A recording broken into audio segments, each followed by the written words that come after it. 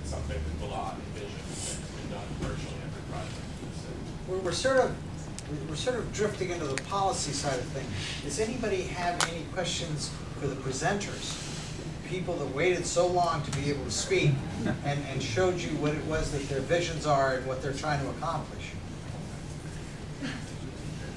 Mr. Otten? And sure, like just bouncing off these ideas, policy and result are tied. Like I heard recorders and instruments. And that's really, I'd like to hear how long is the lifespan of a recorder in an elementary school. 1 year. My recorder became an housekeeping. You know, that's a sort of like, and I think by the code, actually, HUD standards, they're looking for long-term amenities. It's not like this one-shot amenities, and I don't know about, you know, I really think that has to be explored a bit more in terms of the code, the policy, and the sustainability. Thank you. Further comments or questions from the audience? To address that long-term effect, I think every one of the programs that presented tonight, including mine, has a longer-term life span. For example, Andrew Lee came to our program in 2003, stayed out of prison, and now he's earning an excellent living. He's my right-hand person, and is, you know, in charge of $1.5 million organization. So it does resound for a lifetime. You know, his son has a father now that he might not have had he not had this opportunity. And I've got 30 other guys that have the same experience. So even 5 years, we would be so grateful for 5 years. Glen Park is a good idea. So if we build it, for your fun. Thank you. I'm going to move on to another topic. Since everyone's been so patient, you get a treat. There's Is there a pony somewhere? And dogs. So here's what happened. Outside of the amenities package, because remember, the amenities package is part of the HUD process.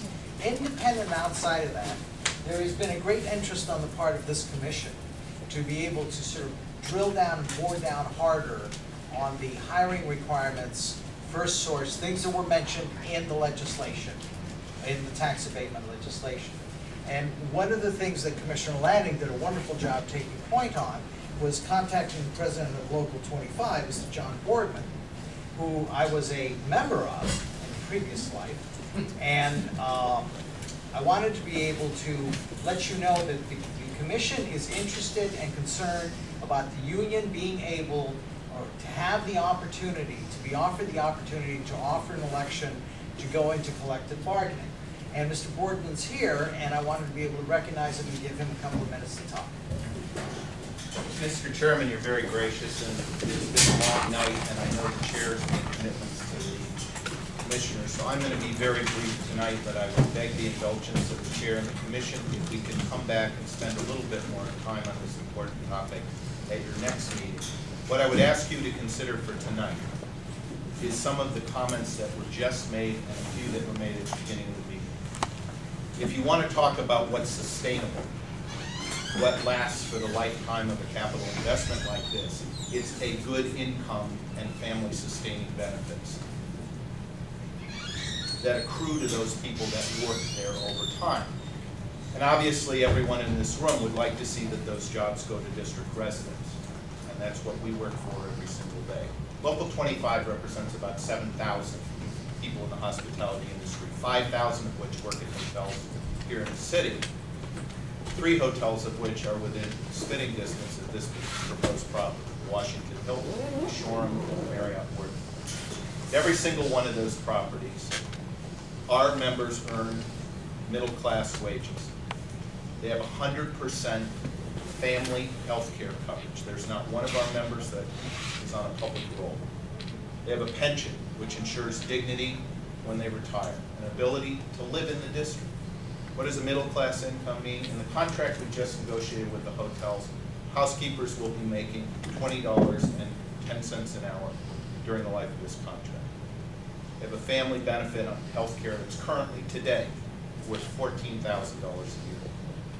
So if you're looking for sustainability, there's a very easy way to accomplish it, and ultimately that is giving the workers at a project like this the opportunity, their choice, not mine or yours, but their choice to choose or not to choose to organize and form a union, bargain with the employer over collective bargaining agreement. So we have a mechanism for doing that, which ensures that both the employer and the employees go through a process which is non-coercive, non-threatening, and allows people to exercise that right in an environment that gets to a result that they want. Now, we can all debate about what is good and what isn't good about this project, but what I can tell you is any hotel project that has one of these agreements, the workers that have enjoyed the agreement have improved. What do I mean? And I'll give you 3 quick examples and then we'll call it quits for tonight, Mr. Chairman. The Marriott Ward, or excuse me, the Mandarin Oriental Hotel, the District of Columbia invested in various forms $47 million. Every single one of those workers, when they came into that hotel, had a right to choose the union, and they did so. They did so out of their own self-interest. Today, they enjoy the same benefits I alluded to a moment ago.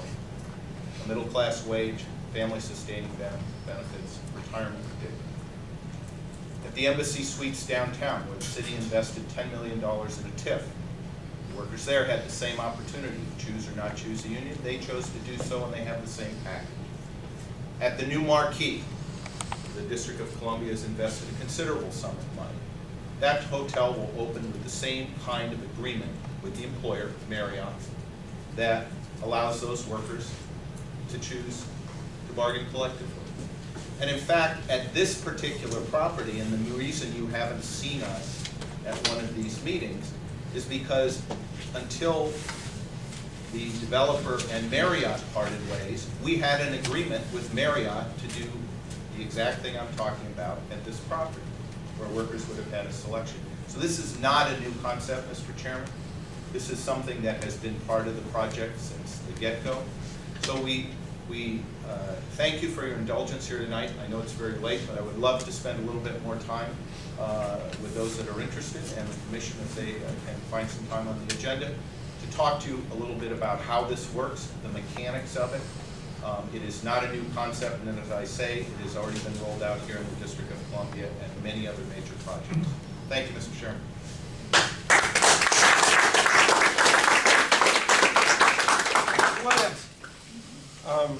Mr. Chairman, I would just add to Mr. Borden's discussion that if you get into a discussion of the mechanics, as he's inviting you to do, we also need to look at the related issues of the hiring conditions and the tax legislation and what that means downstream if the decision is made to go forward with this in terms of hiring from within the District of Columbia and even the further hiring of people from within this immediate area, which may not synchronize very well with some of the things that he's talking about. I won't argue the benefits at this point, that's not my role, but I'm just saying there's an additional layer of complications, partly because of what's embedded in the legislation and partly because of what's typically expected in the contracts that are exercised through the covenants of the PUD process.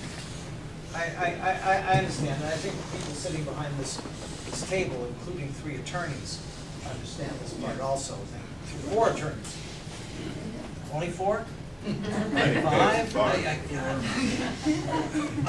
There are complications, but I think tonight what we're talking about is we're having the opening discussion and the introductions of these very important elements that has been circulating in emails and briefings between the commissioners, but haven't had a chance to be given voice in a larger format.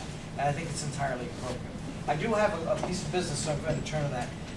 Commissioners, we have before us the consent agenda, and we have the motion to adopt the June 12th and July 12th minutes, and also the 2nd and 3rd quarter financial reports. Is there any objection to any item on the consent agenda? Only the June minutes. Only the June minutes. Is there any objection to the items on the consent agenda? No. Hearing none, I will move the adoption of the consent agenda. Is there a second? Second. Seconded by Commissioner Davis. Any discussion? Hearing none, we'll move to a vote. Commissioners, all those in favor of adopting the consent agenda as presented, please so indicate by saying aye. Aye. All those in opposition? All those in abstention? The ayes have it. Is there a motion to adjourn? Motion to adjourn. Motion to adjourn. Is there a second? Second. All in favor? Aye. We stand adjournment. 10:17. How are you?